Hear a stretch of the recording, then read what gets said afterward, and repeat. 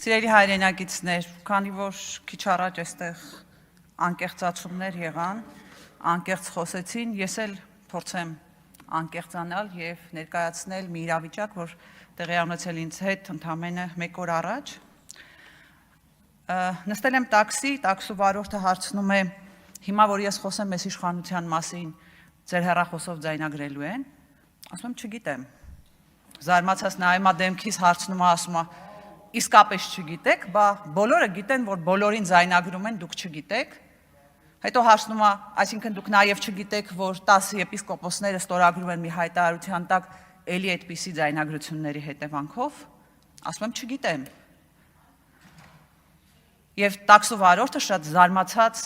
ինձ հասցնում է նշված վայրին եւ մտածում է, որ երևի թե ես իր մոտ պաշտպանում եմ այս իշխանությանը։ Հետո դրան հաջորդում է, ասեմ ով էր որ հետո գնա հետևից, իսկ հետո դրան հաջորդում է Civilnet-ի հրապարակումը, Civilnet-ը հրապարակում է պաշտոնական տվյալներ,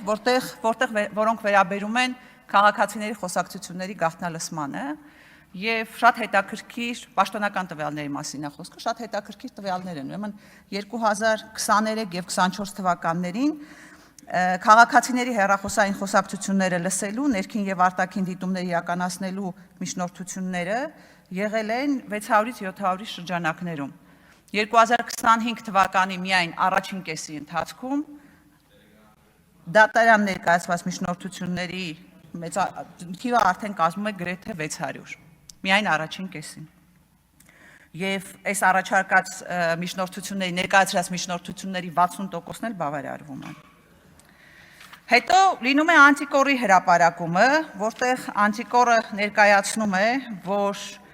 ԱԱԾ-ն մարդկանց գաղտնալսում է 24/7 ռեժիմով,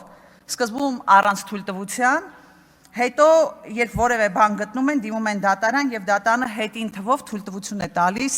այդ ձայնագրությունները օգտագործելու։ Մի ուրիշ մեխանիզմ էլ կա ըստ Անտիկորի եւ նաեւ փաստաբանների, ապօրինի գաղտնալսումից ստացված խոսակցությունը, որը չպետք է թույլատրվի որպես ապացույց օգտագործել, ուղարկում են իշխանամերձ լրատվամիջոցներ, լրատվամիջոցները հրապարակում են,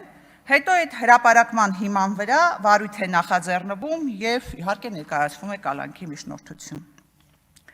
Այս մեխանիզմները գործում են եւ այս մեխանիզմներին սիրելի քաղաքացիներ դուք ինքներդ էլ ականատես եք եղել, եթե ընդհանրապես փոքր մտավարժանք անեք, կհիշեք այդպիսի բազմաթիվ հրապարակումներ եւ դրանից հետո հարուցված քրեական գործեր։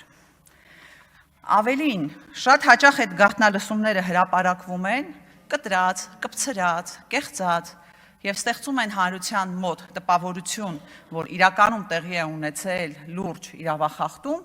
հետո այդ ամեն ինչը հերքվում է, բայց վնասը, որ հասցվել էր, դառնում է անդառնալի։ Օրինակ, Բաքրատ Սրբազանի գործով այդպիսի կտրած, կպցրած, բովանդակությունից առանձնացված հրապարակումներ բազմաթիվ են եղել եւ հիմա էլ այդ վարույթի շրջանակներում դրանք դեռ օգտագործվում են որպես ապացույց։ Մկրտիչ Սրբազանի դեպքում էլի իշխանամերձ լրատվամիջոցներում հրապարակվում է ապօրինի ձեռք բերված ապացույց, հետո այդ հրապարակման հիման վրա վարույթ է հարուցվում եւ մարդը կալանքի տակ է։ Խոսել եմ իմ փաստաբան գործընկերների հետ, իրենք էլ հաստատում են, որ գաղտնալսումների մասին դատարանի որոշումները ըստ էության տպավորություն են թողնում, որ կոնվեյերով անցել են, որովհետեւ ընդհանրապես փոխվում է անուն ազգանունը, հիմնավորումները մնում են նույնը, առանց գործի մանրամասն վերլուծությունների։ Հետո մեկ այլ հանգամանքել են նշում փաստաբան գործընկերները, դա վերաբերում է նրան, որ սովորաբար լինում են դեպքեր, երբ դատարանը տալիս է գաղտնալսման թույլտվություն, արդեն հետին թվով եւ վերևում նշված է մեկ այլ ամսաթիվ, իսկ գաղտնալսումը արվում է մի քանի ամիս առաջ ժամկետով։